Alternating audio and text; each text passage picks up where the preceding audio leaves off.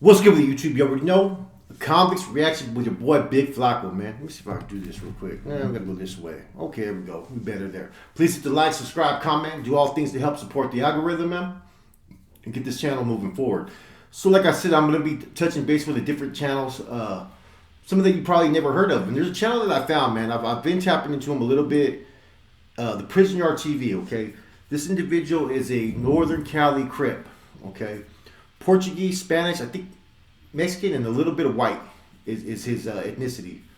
So he's he's mixed race and whatnot. His stories are pretty good. He did 15 years, man, in the system, man. Which being a Crip, enables people to sometimes touch yards and lines that traditionally Norteños are not going to be able to walk. Which I kind of find it kind of cool because people don't realize that in some of these cars, Crip cars, blood cars, they go by like Northern Cali, San Diego Bloods. Sometimes it depends the yard you're on. You may have about 4 or 5 different cars that rock kind of independently. You know what I'm saying? Sometimes they all rock together if it becomes a race thing. Sometimes it just becomes personal. And I've been watching some of his stories, man, and real patient, humble dude, man. I like his stilo. I like his get down. He's very clear in how he addresses things. You know what I'm saying? He has a couple where he talks about Norteño riots with the blacks over there in DVI. He's transparent on all sides, so he ain't gonna sugarcoat it. He's not gonna sit there and I didn't gather anything to where he was deviant. You know what I'm saying? He wasn't trying, not deviant in the way of he wasn't trying to put out false information or trying to embellish it. And another video I was tapping into, he was talking about war stories. He said some of the stories are true, some of them are not, and I totally agree with it. And he talked about some people will embellish to make their side look a little bit more favorable, which is true. Sometimes you have people who do that, man. I like his honesty about that. And so I watched a lot of different videos, and he's talking about wins and losses on all ends. He's not really sitting there trying to make the Crip car or the Northern Cali car look like they were always a predominantly car of the system. He knows the get down. It changes. You could be, the Crip car could be one of the strongest cars in the yard. It could be the Southsiders. It could be the Norteños. It depends on what prison you're at, man. And I like that type of angle because in prison, man, you never know when you're going to have victories and when you're going to have losses, man. You're not going to win everyone. You're not always going to be in a position to be the predominant force. Even when some groups have the numbers, right? There's always those groups out there that are ready to push that line that much more extra sometimes because they got the manpower behind them that are with it. You know what I'm saying? And so this is a channel, like I said, man, you guys should tap into. I had a previous reaction I was going to do previously before this. It's about a video that I found on another page. I did it, like I hit yellow, so I'm going to wait for it to go through the processing. So I decided to touch base with this channel because he's reached out to me in a comment, and I finally got his IG today. So I reached out to him as well. People don't sometimes on this YouTube stuff, right? And I think he touched base on this in one of his videos, that sometimes people get a liking for certain characters, and when people present it, everybody assumes that they're always being transparent, that they're not embellishing things, and they're not putting too much hot sauce on it. So people take it for what it is because it's a character base of them liking. And with me watching his videos, I was looking for, every angle to dissect what I thought about his channel, what I thought about his perspective, what I thought about his views. And as you guys always know, I try to be impartial with everybody. I try to be unbiased, even towards anybody that may have been a potential opposition. Him in particular was never an opposition. You know what I'm saying? During my time here, we used to rock a lot with the Crips as far as we got along pretty cool. Things changed later on, as we all know, as he knows. But even when things change, you're still going to have solid reports from institution to institution where it changes. And, tap in. He also goes into a lot of stuff about what's going on in the Sacramento politics, as far as street politics and the rap game. He's less inclined to talk about the details of what's really going on the street like that. But he'll talk about the beefs, the conflicts and whatnot. Brother Lynch, some rappers that many of us grew up on. Because out there in Sac, if you're tapped in out there in Sac, then you know everything that's going on. It's not a small city, but it's not a super big city. So therefore, you understand everything that is going on, What other videos did he have? Let me check it out. Let me see. Let me see. Talks about his escape plans, right? About a Corcoran escape. Talks about when the dog gets packed out. Drug deaths that cost someone his leg. Mozzie versus Lavish D and Sebo murder at Meadowview, 827. Rest in peace. Most dangerous prison in California. Let me see which one that is real quick, guys. If you're one of the many people struggling financially. I hate the commercials, but when you're trying to do a little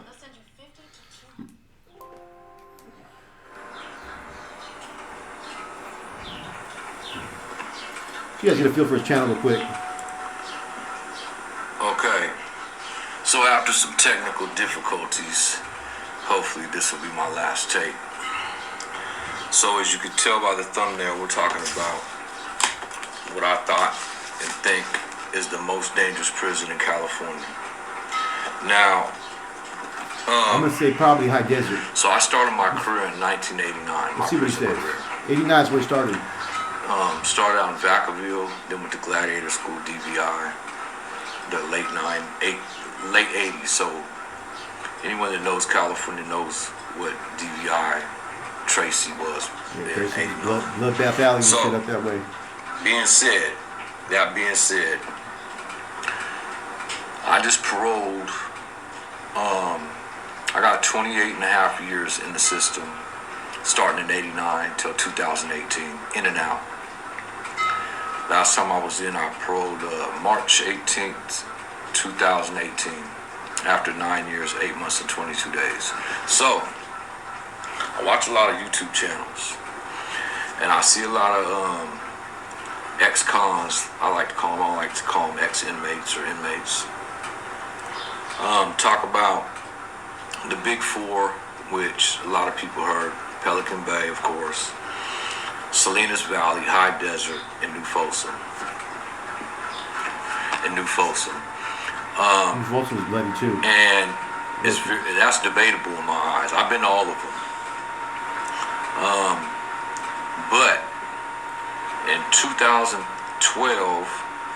I found myself at Pleasant Valley State Prison. Pleasant Valley level 3. After I already been to New Folsom and Lancaster. High Desert, never Salinas Valley. And when I got there, carrying my stuff on the yard, from R&R, you carry your property onto the yard. The guys from my neighborhood that was there, they already knew I was coming. Interesting, huh? In the 2000s, late 2000s, word traveled fast in prison. From the streets to prison, from prison to prison. We didn't do it by letters and phone calls on the phone wall. So let's just say I had some people waiting for me when I got there. And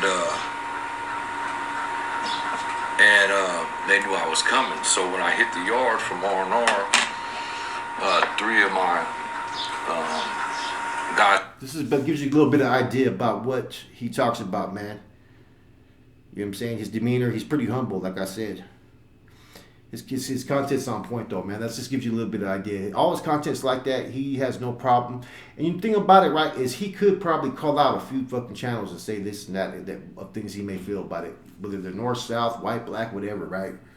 He just leaves it out there that there's a few channels. He ain't taking no shots at nobody, which is key because, you know, he has 1,500. He deserves a lot more. I've been checking his shit out, man. He got some good content, man.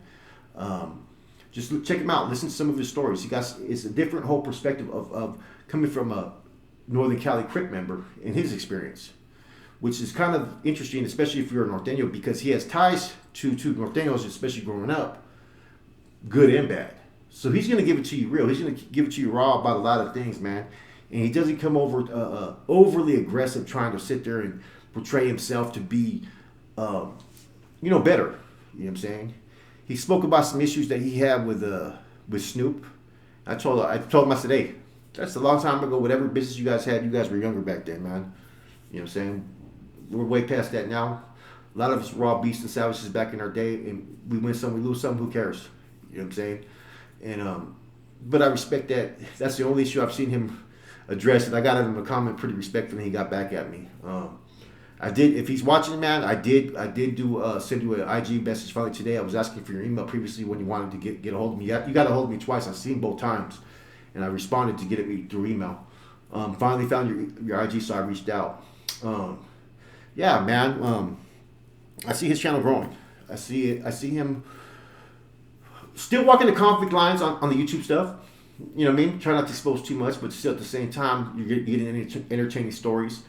Like I said, he started doing time in 1989 till 2018, so he remembers back in the days when it was straight war.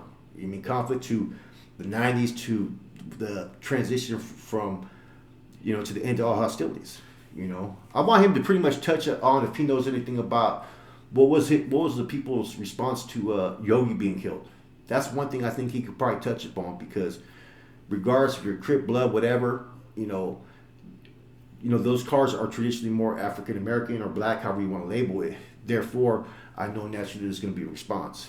You know what I'm saying? So check him out, man. It's the YouTube. And I'm seeing the comments too, man. The Prison Yard TV.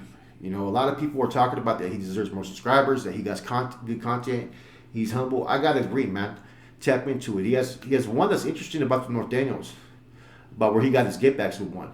You know what I mean? So tap into it, man. You know what I'm saying? It'll give you a whole different perspective from, it's always good to get perspectives from other groups that are not Sureños or Norteños about Norteños and Sureños. Because I think that they'll be more in line to give an unbiased view to a certain extent. You know what I mean? I think everybody at times is going to, cater their stories to their particular group, man. But I think he walks a pretty good line where he tries not to do that too much, man. And I like his content. It's pretty good. With that said, this is a Convicts Reaction. I have a video, man, that's coming probably hopefully tomorrow that I'm playing it. I'm showing the views. This is just a quick one to put on the channel because I'm trying to get this channel moving. I got a whole lot more reactions I plan on doing, guys. But like I said, I'm going to be giving, smaller channels that just started, their dues as far as evaluating these channels and giving you what I think of them, man. And I like this channel. There's not many YouTube channels that I don't like. Now, if they're small and they're trying to attack other people and they're trying to get too personal with stuff, I stay away from those channels, man. I have nothing positive to say. But if they're pushing their truth, their stories, and keeping it within those boundaries, hey, I give everybody a chance, and I think you guys should give this channel a chance as well. With that said, I'm done. I'm gone.